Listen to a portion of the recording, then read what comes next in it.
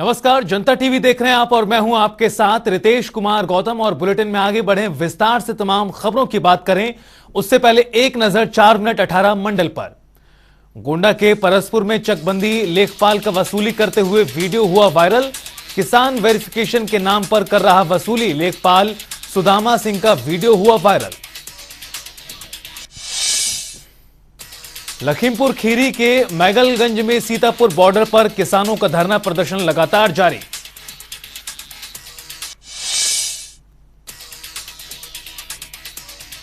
लखनऊ की सादतगंज पुलिस ने शातिर चोर को किया गिरफ्तार। पुलिस ने आरोपी के पास भारी मात्रा में आभूषण समेत 27 लाख रुपए कैश बरामद किया। आरोपी ने फूफी के घर चोरी की घटना को दिया था अंजाम। श्रावस्ती के गिलौला में भीषण कोहरे के चलते ट्रक टैंकर की आमने सामने जोरदार भिड़ंत। ट्रक चालक गंभीर रूप से घायल, टैंकर चालक मौके से फरार। सूचना पर पहुंची पुलिस, घायलों को अस्पताल में कराया गया भर्ती। वाहन को कब्जे में लेकर कार्रवाई में जुटी पुलिस। संत कबीर नगर के मौलानापुर में अज्ञात वाहन ने बाइक सवार को मारी टक्कर। बाइक सवार की मौके पर दर्दनाक मौत। घटनास्थल पर पहुंची पुलिस, पोस्टमार्टम के लिए भेजे गए शव। मामले की जांच पड़ताल में जुटी पुलिस। कानपुर की सचेंडी पुलिस को मिली बड़ी सफलता। पुलिस ने 2 चरस तस्करों को किया काबू। 25 लाख से ज्यादा कीमत की चरस की जब्त। वाराणसी में पांडेपुर के सुधाकर महिला महाविद्यालय में बीएससी की छात्राओं ने किया प्रदर्शन। शिक्षकों पर रिजल्ट में गड़बड़ी करने का लगाया आरोप। छात्राओं को मनाने में जुटा कॉलेज प्रशासन, गड़बड़ी ठीक करने का भी दिया आश्वासन। अलीगढ़ मुस्लिम विश्वविद्यालय में एमटेक रोबोटेक के छात्रों ने बाबा सैयद गेट पर दिया धरना। छात्रों ने विश्वविद्यालय प्रशासन पर लगाया आरोप। डेवलपमेंट फीस जमा करने के बाद भी लैब और फैकल्टी की व्यवस्था नहीं कराई गई उपलब्ध।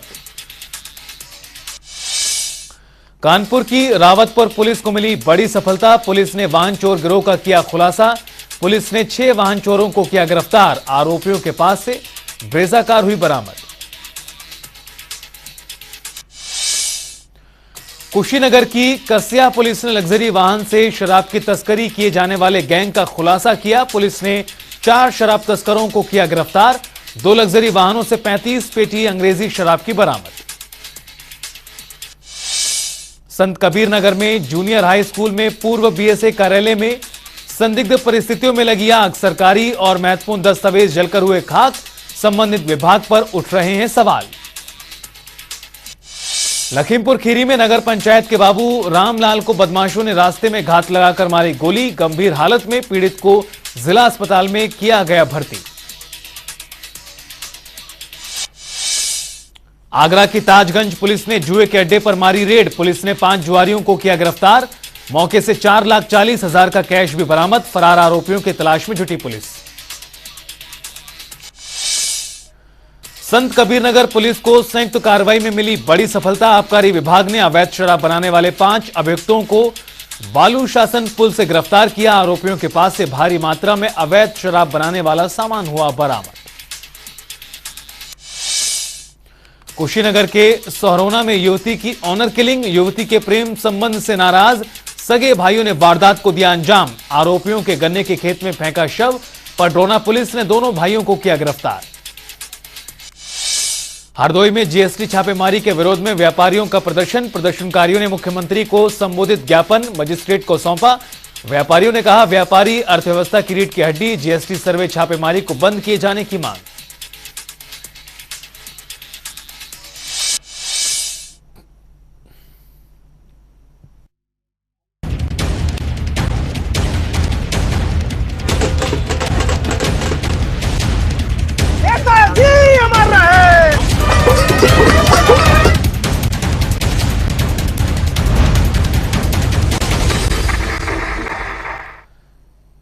और चलिए अब बात करते हैं जनादेश 2022 की। जनता टीवी के एग्जिट पोल पर मोहर लगी है। खतौली और मैनपुरी में सपा गठबंधन की जीत हुई है। जनता टीवी के एग्जिट पोल पर मोहर लगी। बड़ी जानकारी, रामपुर में बीजेपी प्रत्याशी आकाश सक्सेना जीते हैं। और आपको बता दें, जो जनता टीवी ने उपचुनाव का एग्जिट पोल पेश किया था, उसके अनुसार डिंपल यादव जीत रही थी और कुछ वैसा ही आज नतीजों में हुआ। खतौली की बात करें, सपा आरएलडी गठबंधन प्रत्याशी मदन भैया जीते हैं। उधर रामपुर में आकाश सक्सेना की जीत हुई है। किला माना जाता था सपा का, उसे भारतीय जनता पार्टी ने भेद दिया है। और आज 2 राज्यों और यूपी में हुए 1 लोकसभा और 2 विधानसभा सीटों पर उपचुनाव के नतीजे आ गए हैं और कई सीटों पर उपचुनाव हुए, लेकिन 2 राज्यों पर और यूपी की रामपुर और मैनपुरी सीट पर हर किसी की निगाहें थी। लेकिन जब नतीजे आए तो कई कीर्तिमान स्थापित हुए, कई प्रत्याशियों को हार का सामना भी करना पड़ा। सबसे बड़ा उलटफेर रामपुर में हुआ, जहां एक वक्त तक सपा प्रत्याशी आगे रहे, लेकिन जैसे ही आखिरी वक्त में आकाश सक्सेना का जीत जाना रहा, वो सबको चौंकाने वाला है। और इसी के साथ रामपुर का किला भी ढह गया। लेकिन इन सब के बीच बीजेपी कार्यकर्ताओं में काफी उत्साह दिखाई दिया। जहां वो गुजरात में बीजेपी की जीत को लेकर काफी उत्साहित रहे, तो वहीं हिमाचल में हार के बाद उदास भी नजर आए। उत्तराखंड में बीजेपी कार्यकर्ताओं में जश्न देखने को मिला, तो मैनपुरी में सपा कार्यकर्ताओं में काफी खुशी दिखाई दी। बात करें खतौली की, तो खतौली में भी सपा गठबंधन के प्रत्याशी मदन भैया की जीत पर लोगों में काफी खुशी दिखाई दी। हमारे तमाम नेता कार्यकर्ताओं को पुलिस रात भर ढूंढती रही, एजेंट न बन जाएं, ये साजिश रचते रहे। जसवंत नगर के ब्लॉक प्रमुख, उसके घर दबिश पुलिस कूद गई बाउंड्री पार करके। वहां पर तो मैं धन्यवाद और बधाई दूंगा प्रभारियों का, सेक्टर प्रभारियों का, सभी नेतागण जो इस चुनाव में समर्पित होकर लगे, मैनपुरी की जनता का, मैनपुरी लोकसभा क्षेत्र के सभी लोगों का जिन्होंने समाजवादी पार्टी का समर्थन किया है। और मैंने अपने भाषणों में और लगातार जब संप्राक्षण कर रहे थे कहा था कि देखिएगा कि मैनपुरी की लोकसभा क्षेत्र की जो जनता है वह इतिहास रचने का काम करेंगी। और आज इस क्षेत्र ने इतिहास रचा है।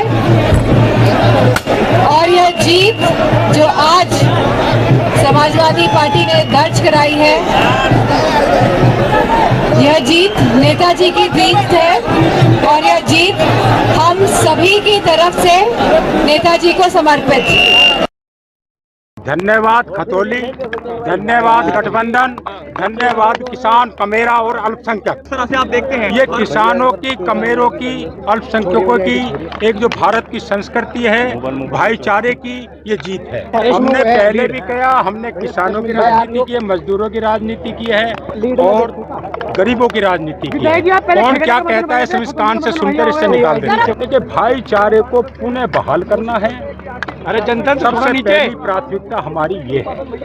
और पुणे उसके बाद मुजफ्फरनगर अपने वैभवशाली गौरव पे लौटे और जिससे वो उत्तर प्रदेश को एक दिशा दे पाए।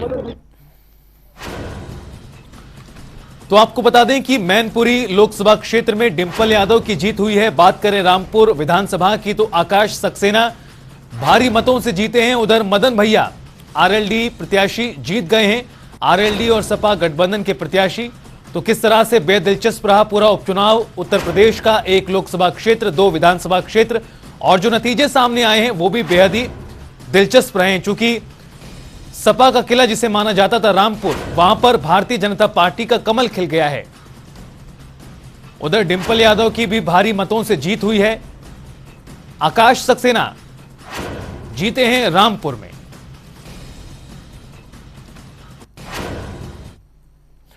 और उपचुनाव के नतीजों के बाद सूबे के मुखिया योगी आदित्यनाथ ने सभी प्रत्याशियों को जीत की बधाई देते हुए ट्वीट किया है।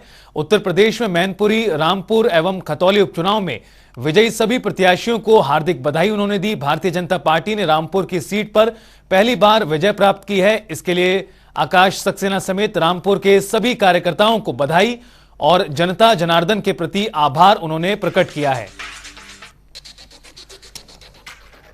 और मुख्यमंत्री योगी आदित्यनाथ ने दरअसल किस तरह से ट्वीट किया है वो भी आपको दिखा रहे हैं। विजेता उम्मीदवारों को बधाई उनकी ओर से दी गई है।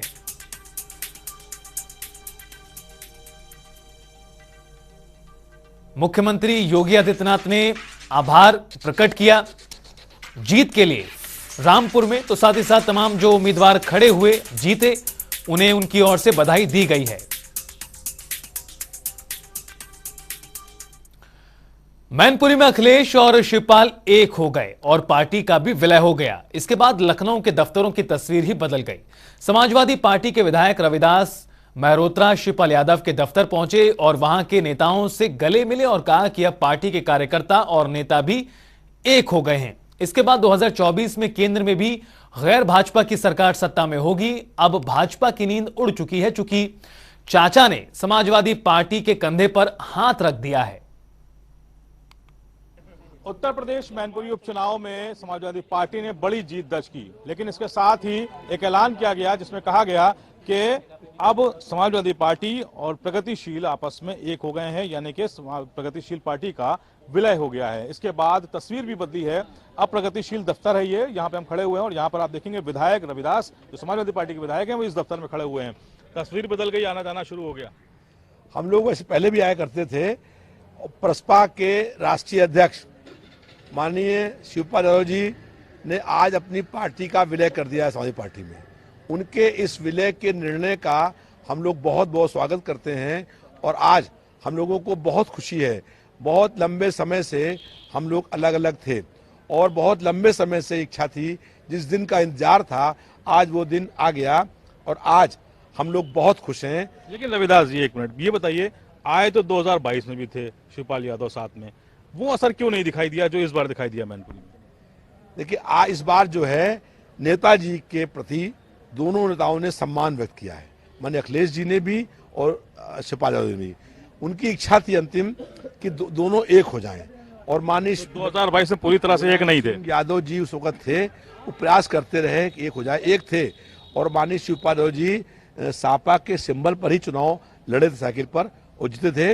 वैसे विधिवत रूप से वो समाजवादी पार्टी के ही विधायक हैं, लेकिन अब उन्होंने अपनी पूरी पार्टी का विलय कर दिया है। अब दोनों के दिल मन शरीर एक हो गए हैं और अब इस बात से पार्टी में बहुत खुशी है।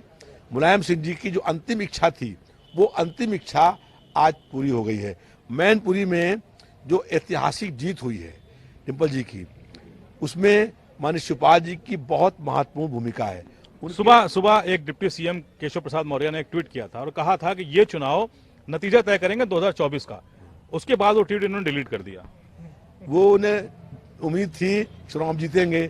अब ये सही बात उन्होंने कही थी कि मैनपुरी का चुनाव तय करेगा कि 2024 का चुनाव।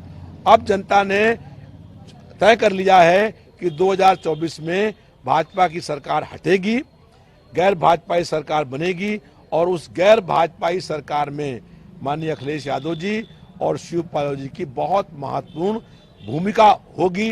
दोनों नेता एक साथ होंगे तो उत्तर प्रदेश में 50 सीटें कम से कम लोकसभा की हम लोग जीतेंगे। मोनी जी, शिवपाल यादव ने आज कह दिया, नहीं अखिलेश यादव ने आज कह दिया कि उनके चाचा विधायक हैं। ये साबित भी हो गया आज पूरी तरह से। ये बताइए, निकाय चुनाव नजदीक हैं, आपकी पार्टी के भी लोग तैयारी कर रहे होंगे। अब एक होने के बाद क्या समीकरण होंगे? सब क्या समाजवादी पार्टी के नेताओं को जिताएंगे? देखिए, हमारी पार्टी ने भी तैयारी करी थी। मैं लखनऊ का शहर अध्यक्ष होने के नाते हम सब लोग मिलकर तैयारी कर रहे थे। हमारे प्रदेश के अध्यक्ष आदित्य यादव जी ने भी कई मीटिंग करी, तो कई प्रत्याशी उसमें तय हुए थे। अब जब समाजवादी पार्टी और प्रगतिशील समाजवादी पार्टी जब एक हो गई है तो हम लोग ये मिल के निर्णय ले लेंगे। जो हमारे लोग थे जो जीतने की पोजीशन में हैं, उनके नाम लिख के हम लोग समाजवादी पार्टी के जो लोग हैं उनको दिया जाएगा और कोशिश ये करी जाएगी। देखिए, जीत पर हमको फोकस जो करना वो जीत पर करना है। तो जो भी प्रत्याशी पार्टी तय करेगी, जो हमारे वरिष्ठ नेता तय करेंगे, जो हमारे नेता हमको निर्देश कर देंगे, हम लोग सब लोग तन मन धन से लगेंगे और निश्चित तौर पर कोई अब वाद विवाद कुछ नहीं है, जो कहा जाएगा वही करना। जब दिल मिल जाए तो फिर कोई विवाद नहीं होता है। देखिए, पार्टी के दफ्तर पर भी बात आई है अरविंद जी, और ये कहा गया कि दफ्तर खाली कराया जाएगा। भारतीय जनता पार्टी अब दफ्तर खाली करा सकती है। इस पर फिलहाल आपकी क्या राय? समाजवादी लोग हैं, झुग्गी झोपड़ी से भी दफ्तर चल जाते हैं और भाजपा का तो चाल चरित्र चेहरा ही यही रहा है। उत्तर प्रदेश में माननीय श्री शिवपाल जी के साथ जिस तरीके से भाजपा ने बर्ताव किया, एक होने पे यह पूरा देश को दिखाया। आप सीबीआई को पीछे लगा देते हो, ईडी को पीछे लगा देते हो। आपके डराने से क्या समाजवादी लोग डरे हैं क्या? वो भी माननीय शिवपाल जी को आप डरा पाओगे? मैं कहता तो था कि गुंडई तो हम लोग से सीखो, दिखा तो दिया। तो मुश्किलें बढ़ेंगी, लेकिन कौन सी मुश्किलें बढ़ेगी? जनता के लिए जब कार्य होते हैं, हम लोगों ने कार्य किया है जनता के लिए, नियमावली को ध्यान में रख के किया है, और जनता के लिए हमने कार्य किया है, पूरी पारदर्शिता के साथ किया है। मुश्किलें कौन सी बढ़ेगी? जांच कराएं, पूरी सहयोग हम लोग का रहेगा। तो देखिए, पार्टी कार्यालय पे जब बात आई है तो उनका कहना है कि वहां पर भी एक होकर खड़े हैं। रविदास जी, आपका क्षेत्र भी है, पार्टी दफ्तर भी उसी क्षेत्र में आता है, पार्टी दफ्तर को बचाने की कोशिश होगी कुछ? निश्चित रूप से ये पार्टी दफ्तर मिला है और यहाँ पर इसको अगर छीनने का कोई प्रयास किया भाजपा ने तो हम सब लोग मिलकर के इसका विरोध करने का काम करेंगे। कार्यालय की बात नहीं है, लेकिन भारतीय जनता पार्टी दमन की राजनीति कर रही है।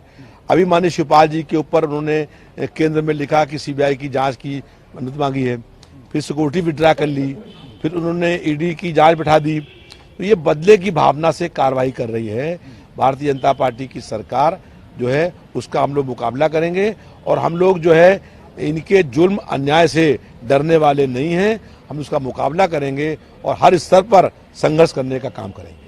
ठीक है, देखिए ये तस्वीरें थी यहाँ की, ये प्रगतिशील का दफ्तर है, ये नेता है प्रगतिशील के समाजवादी पार्टी के, आपस में गले मिल रहे हैं और एक दूसरे को बधाई दे रहे हैं, क्योंकि 2016 के बाद ये तस्वीर देखने को मिली है जहां पर शिवपाल सिंह यादव और अखिलेश यादव एक हुए हैं, यानी कि 5 साल बाद ये लम्हा आया है। मैनपुरी की जीत ने तय किया है, दोनों के रास्ते एक हो गए हैं। अब आने वाले समय में देखना होगा कि ये पार्टी दफ्तर यानी कि ये आवाज भी है जो शिवपाल सिंह यादव का, यहाँ पर अब तस्वीर क्या होती है, क्योंकि आप पूरे दफ्तर में अब देखेंगे तो यहाँ पर आपको कोई भी एक प्रगतिशील का झंडा या बैनर नहीं नजर आएगा। अब यहाँ पर समाजवादी पार्टी के होर्डिंग और बैनर लगने जा रहे हैं। तो फिलहाल ये तस्वीर प्रगतिशील समाजवादी पार्टी दफ्तर की है।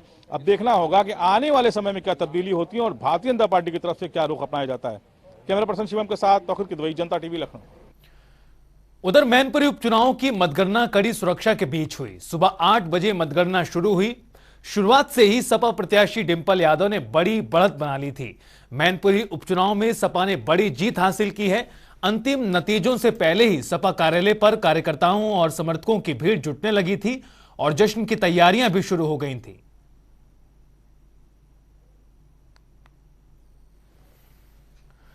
समाजवादी पार्टी के प्रदेश अध्यक्ष नरेश उत्तम पटेल ने बयान देते हुए कहा कि यूपी उपचुनाव लोकसभा 2024 का रिहर्सल है, क्योंकि डिप्टी सीएम केशव प्रसाद मौर्य भी इस उपचुनाव को रिहर्सल मानकर मैदान में डटे हुए थे, लेकिन नतीजे समाजवादी पार्टी के पक्ष में दिखाई दे रहे हैं, जिससे साफ है कि जनता भाजपा को पसंद नहीं करती है। भारतीय जनता पार्टी ने दमखम, शासन प्रशासन, पुलिस का डंडा सब कुछ इस्तेमाल कर दिया, लेकिन उसके बावजूद भी लोगों ने समाजवादी पार्टी पर भरोसा जताया। इससे साबित होता है कि जनता का विश्वास आज भी समाजवादी पार्टी पर ही है।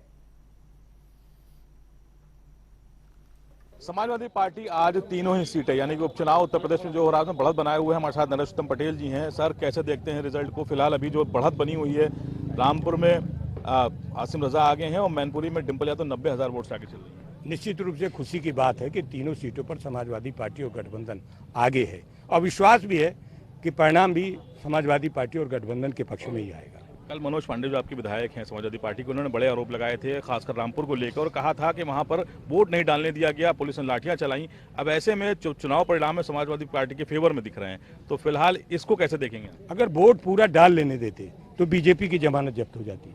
इस बात को हमारे जो मुख्य सचेतक ने कहा था वो सही है। कहीं 9%, कहीं 11%, कहीं 13% मतदान हुआ है। जहां 58%, 60%, 63% मतदान होता था, उसको रोकने का प्रयास किया, लेकिन जनता ने जो मतदान किया है उस मतदान में भी समाजवादी पार्टी के पक्ष में मतदान किया है। भाजपा के जो प्रत्याशी अपना बूथ हार गए, जिला अध्यक्ष अपना बूथ हार गए, कैसे देखते हैं? बहुत बड़े बड़े नेता हैं भारतीय जनता पार्टी के, वो अपना बूथ हार जाएंगे। आने दीजिए, अभी 2024 हारेंगे। तो 2024 का रिहर्सल मान लिया जाए? निश्चित रूप से केशव प्रसाद मौर्य ने ट्वीट करके कहा था कि 2024 का तीनों उपचुनाव संदेश होंगे, आगे का संदेश होंगे, वो दिखाई दे रहा है। शिवपाल यादव की भूमिका को अहम मानते हैं? बहुत सराहनीय है। तो फिलहाल आगे उनका कद क्या होगा पार्टी में, जो जिस तरह कहा जा रहा था कि नेता प्रतिपक्ष बन जाएंगे? अरे वो कद के नेता है, ये तो पार्टी का फैसला होगा, क्या होंगे क्या नहीं होंगे। पार्टी उनका सम्मान करती है। बहुत शुक्रिया हमसे बात करने के लिए। देखिए, नरेश उत्तम पटेल हैं, प्रदेश अध्यक्ष हैं समाजवादी पार्टी के, और जिस तरह से नतीजे अभी आ रहे हैं सामने, जहां पर चाहे खतौली हो, चाहे रामपुर हो, खासकर मैनपुरी, तीनों जगहों पर समाजवादी पार्टी ने बड़ी बढ़त बना रखी है। ऐसे में समाजवादी खेमे में खुशी की लहर जरूर है। अब देखना होगा कि नतीजे किस और करवट लेंगे, लेकिन फिलहाल समाजवादी खेमे में जरूर खुशी नजर आ रही है। कैमरा पर्सन शिवम के साथ तौखीर किदवई, जनता टीवी, लखनऊ। समाजवादी पार्टी गुजरात विधानसभा चुनाव में भाजपा की प्रचंड जीत पर सीएम के गृह जनपद गोरखपुर में भी भाजपा कार्यालय पर नगर अध्यक्ष राजेश गुप्ता के नेतृत्व में कार्यकर्ताओं ने जीत का जश्न मनाया। कार्यकर्ताओं ने एक दूसरे को मिठाई खिलाकर एक दूसरे को बधाई दी। कार्यकर्ताओं ने ढोल नगाड़ों के साथ पटाखे भी फोड़े। तो वहीं आम आदमी पार्टी ने प्रेस कॉन्फ्रेंस की, जिसमें आपके प्रदेश अध्यक्ष सभाजीत सिंह ने बयान देते हुए कहा कि गुजरात में जिस तरह आम आदमी पार्टी पर लोगों ने भरोसा किया, उसके लिए हम उनका नमन करते हैं। आज आम आदमी पार्टी राष्ट्रीय पार्टी बन गई है। आप में गुजरात में भेदने का काम किया है और वहां के लोगों ने विश्वास जताया है। आम आदमी पार्टी एक छोटी सी पार्टी को बहुत कम समय में राष्ट्रीय पार्टी का दर्जा मिला। उसको लेकर पूरे देश के कार्यकर्ताओं में काफी उत्साह है और देश के सभी पार्टी कार्यालय पर जश्न मनाया जा रहा है। साथ ही लोगों को बधाई दी जा रही है। एक आंदोलन से निकली पार्टी जो 10 साल के अंदर आज राष्ट्रीय पार्टी बन गई। गुजरात के विधानसभा के चुनाव के जो नतीजे आ रहे हैं, उसमें गुजरात के लोगों ने आम आदमी पार्टी को जो जनादेश दिया, 13% से ज्यादा वोट आम आदमी पार्टी को अब तक जो रुझानों से जानकारी मिली उसमें मिल रहा है। कई सीटों पर आम आदमी पार्टी के उम्मीदवार आगे चल रहे हैं। गुजरात के लोगों ने जो पार्टी पर भरोसा किया, अरविंद केजरीवाल के नेतृत्व में 10 साल पहले बनी पार्टी को राष्ट्रीय पार्टी का दर्जा जो आज मिला, उसके लिए हम गुजरात के लोगों का धन्यवाद देते हैं, गुजरात की जनता को नमन करते हैं और गुजरात के लोगों को हम बधाई देते हैं जिनके आशीर्वाद और वोट की। गुजरात के विधानसभा चुनाव में जहां बीजेपी को गुजरात में बम्पर जीत के साथ सामने आई है, वहीं हिमाचल में कांग्रेस पार्टी ने बाजी मार ली।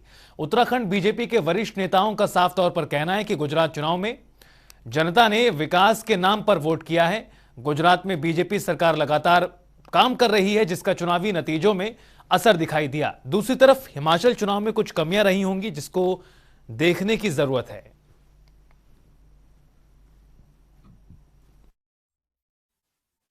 ठीक है, हिमाचल में भी शाम तक देखिए हमारी सरकार बनेगी और गुजरात में तो एक तरफा हो ही गया है।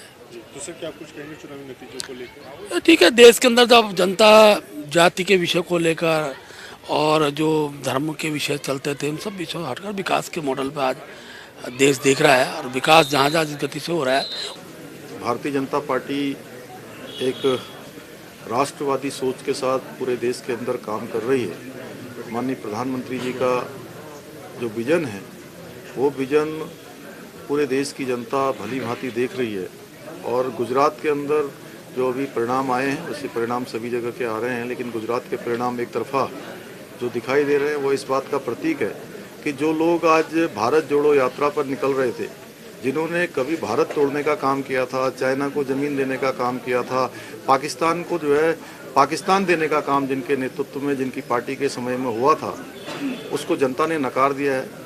हाँ देखिए, गुजरात में तो स्पष्ट दिख रहा था। मैं भी 2-3 दिन के लिए गुजरात गया था और मैंने वहाँ पर एक दूरदर्शन की जो वहाँ की टीम थी उसको मैंने कहा था कि 120 और 130 के बीच में गुजरात में भारतीय जनता पार्टी की सीटें आएंगी।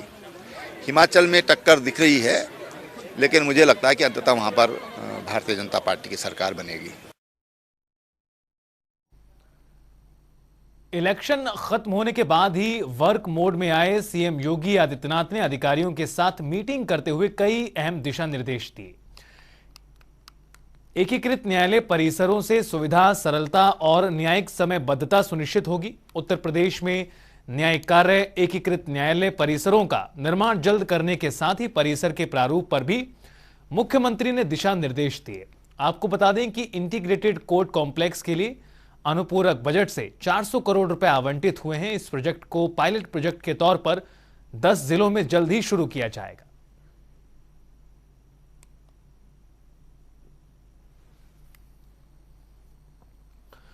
उधर सांसद वरुण गांधी आज बरेली के दमखोदा पहुंचे, जहां उन्होंने जनसंवाद कार्यक्रम में भाग लिया। वरुण गांधी ने जनता को संबोधित किया और उनकी शिकायतें भी सुनी। इस दौरान वरुण गांधी ने कहा कि हम आजाद जरूर हो गए, लेकिन फिर भी हमारी जिंदगी गुलामी जैसी गुजार रहे हैं। हमारे हाथ पैरों में हथकड़ी लगी हुई है। मैं जब गरीब, किसान, बेरोजगारों की आवाज उठाता हूं तो मेरे साथी सांसद कहते हैं कि आपका राजनीतिक नुकसान हो जाएगा।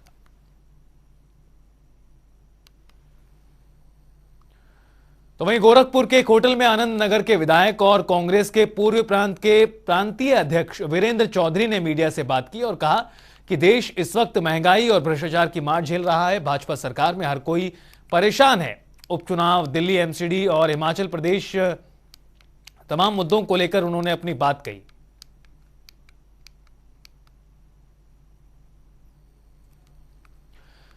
तो वहीं राष्ट्रपति द्रौपदी मुर्मू आज बृहस्पतिवार को 2 दिवसीय दौरे पर देहरादून पहुंची, जहां जॉली ग्रांट एयरपोर्ट पर राज्यपाल लेफ्टिनेंट जनरल गुरमीत सिंह और मुख्यमंत्री पुष्कर सिंह धामी ने उनका स्वागत, अभिनंदन किया और उनके आगमन के दौरान सुरक्षा के कड़े इंतजाम किए गए और यहां उन्हें गार्ड ऑफ ऑनर भी दिया गया। यहां से राष्ट्रपति हेलीकॉप्टर से जीटीसी हेलीपैड पहुंचे और राजभवन में आयोजित सांस्कृतिक कार्यक्रम में शिरकत की। उन्होंने यहां अतिथियों को संबोधित किया और राष्ट्रपति प्रदेश में 9 परियोजनाओं का शिलान्यास और लोकार्पण करेंगे।